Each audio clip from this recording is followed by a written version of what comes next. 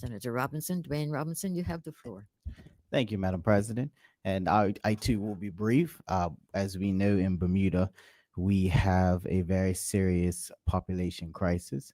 And it's not something that has just happened overnight. It's not laid at the feet of the particular administration right now. It's been something that's tracked back and been progressing for a long time.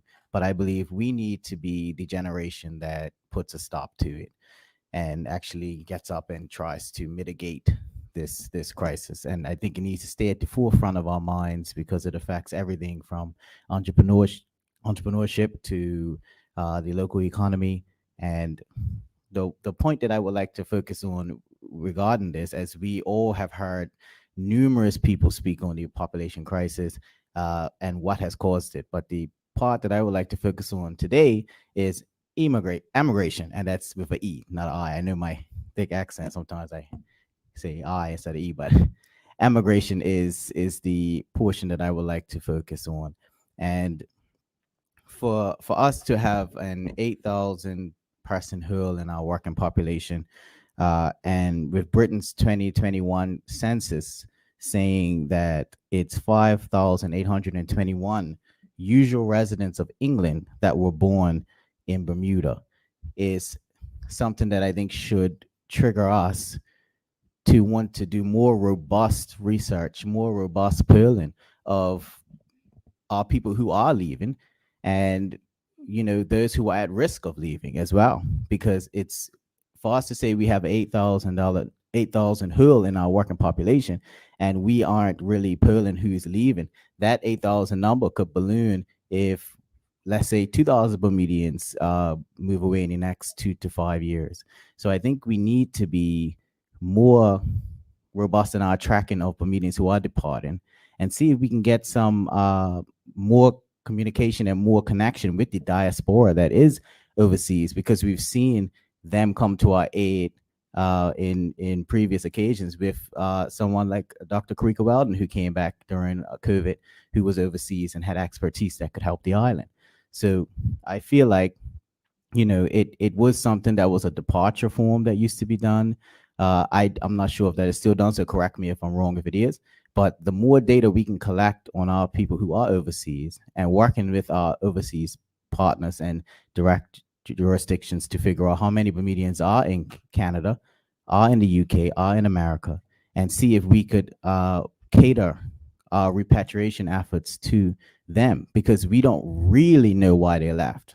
This is an issue that's talked about frequently in the community. People moving away, people up and going to England, whole families moving away, but we don't really have the specifics as to why people have moved. We're assuming, and I think it would help if we knew how many of our people were overseas, what percentage of them are students, what percentage of them are retirees, and that would help us cater our repatriation efforts. Because if we have a population of people overseas that are students, and we know it's, let's say the diaspora is 10,000, 20,000 Bermudians, and we know 5,000 of them are students, we could be targeting those students with repatriation efforts and job placement efforts to bring them back after they finish their degree.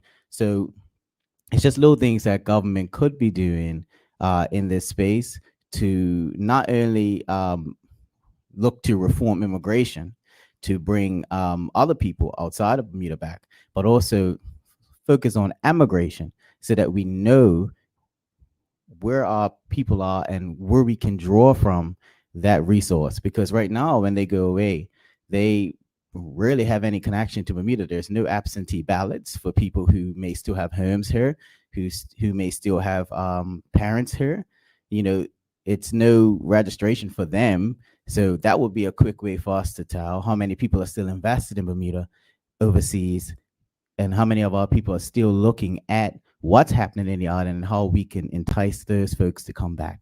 So it's just a matter of us assessing problems and putting out numbers without any real statistics, any real insight into those problems to actually effectively address them, right? So it to me, this transcends politics or any particular party. It's the future of our island. It's the future of our children. And all of us in the chamber hear these things when we canvas. We hear it when we're out.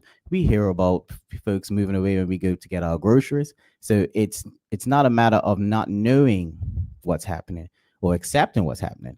To the government's credit, they have accepted that we have a population crisis. But it's no way we can address that if we aren't even sure how many people are leaving or what amount of people are leaving and how frequently they're going. So for me, I just would call on just us to put together a robust framework as an island.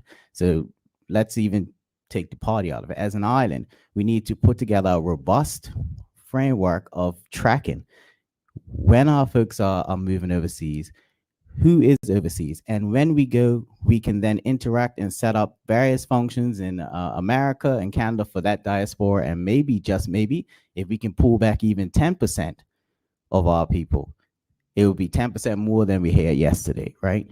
So I also support and echo the calls I heard from him with a housing inventory and an inventory of our derelict buildings, because that is also a big like percentage of why our people are immigrating.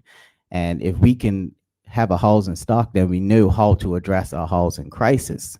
Right now, again, government is attempting to do a lot of the heavy lifting, but it's not going to benefit the island if we're not working towards a goal that is backed by numbers and things that actually exist. So for me, I just wanted to highlight that because in my opinion, if we continue to politicize it, if we continue to dig our heels in the sand and watch, as we have watched for several generations, this problem persist, I believe that we may reach a point, as the Minister of Economy and Labor has already stated, of unsustainability in our island.